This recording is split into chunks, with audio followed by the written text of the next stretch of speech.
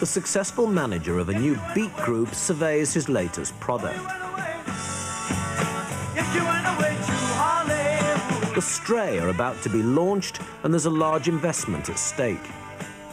Not that this businessman seems to need a bob or two. There are diamonds on his fingers, and he drives an expensive car. There are high hopes that the group's first record, When You Went Away, will reach the hit parade, which is appropriate enough, for he's been away himself. Once this man was in a group of his own, a group called the Kray Brothers. His name is Charlie Kray. Charles James Kray has recently been a guest of Her Majesty's government, where he earned the nickname Champagne Charlie from other non-paying residents. He's back home in the East End of London after serving 7 years for being an accessory to a brutal gangland killing. His younger twin brothers, Reginald and Ronald Kray, are each serving life for murder. Today, Charlie's starting a new life. Apart from running a beat group, he's just written a book, Me and My Brothers, which is published this weekend.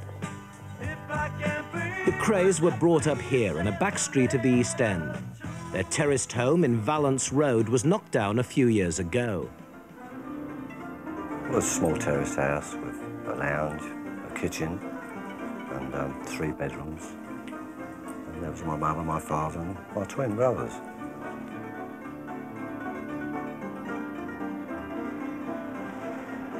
From the volatile environment of the East End of London, Charlie and his twin brothers moved into petty crime.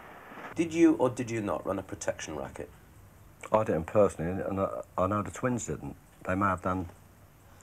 I'll tell you, can I explain it? One thing is this. If the twins, as they did, at a gambling club which was called a Spill in the East End, that's the slang name for it, and someone opened one a few miles away, they would automatically come to the twins and ask them to have a share in it, because this way they knew they would have no trouble. I mean, yeah, obviously... Did they think they would have trouble if they didn't go to the twins? Oh, no, I don't mean this in that way. I mean, they would have had trouble anyway from people. This is how they were in the East End in them days. I mean, if the person opened a spill, then you get trouble. I'm not saying to go into demanding money, but you get people in there having fights and as went on. And they went to the twins and asked them if they would have a share. It's a subtle form of protection, isn't it? It is really, yeah, but I mean, it's not the way, they don't go in demanding. I mean, I don't say, I'm not trying to make excuses here, if there was a spill opened the next street to them, then they would go and say, what are you doing? You mustn't open here. Well, you're 1 street away. Today, after serving 7 years, Charlie's an East End celebrity. Around here, the name Kray still means something. He's regarded as some kind of folk hero. Ah, what are you doing, Kim? Where are you going, darling? Where are you working? Where's your mum? She's upstairs in the attic. Where are you working? To be fair to Charlie, he was never a violent man.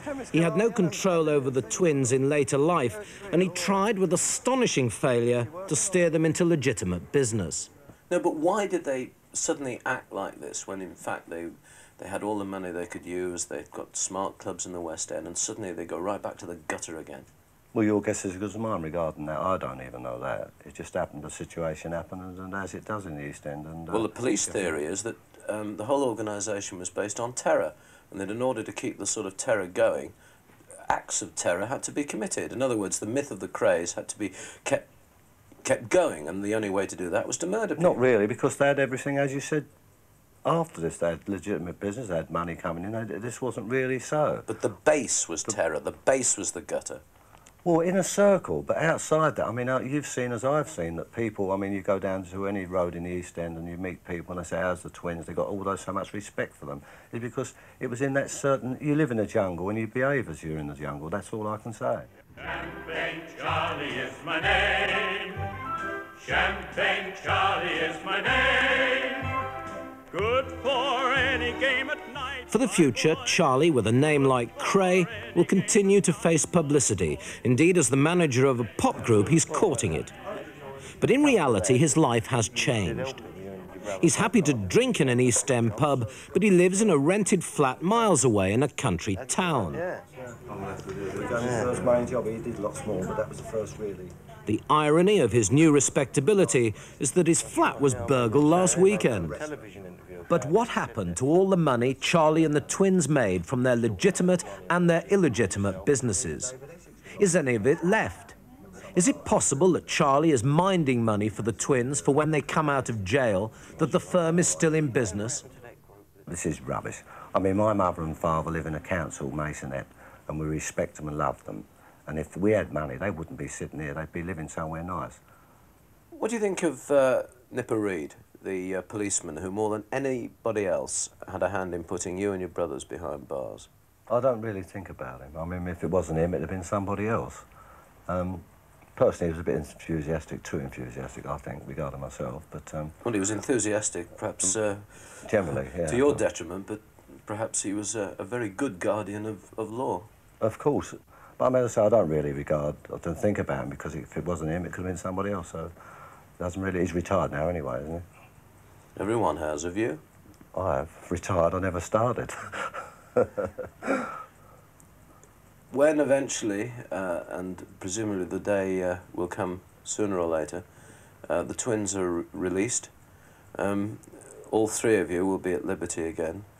Will the firm start up again? Oh, no, that's rubbish. I mean, for instance, when a man comes out when he's serving a life in prison, he's released, he's forever on parole, he's on licence for the rest of his life.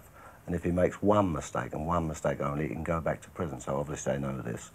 And they won't ever make mistakes. They just want to be left alone and keep to themselves and carry on. I mean, obviously, they want to come out and be with my mother and father. I mean, if they live in the country, wherever they live, they just want to carry on from that way.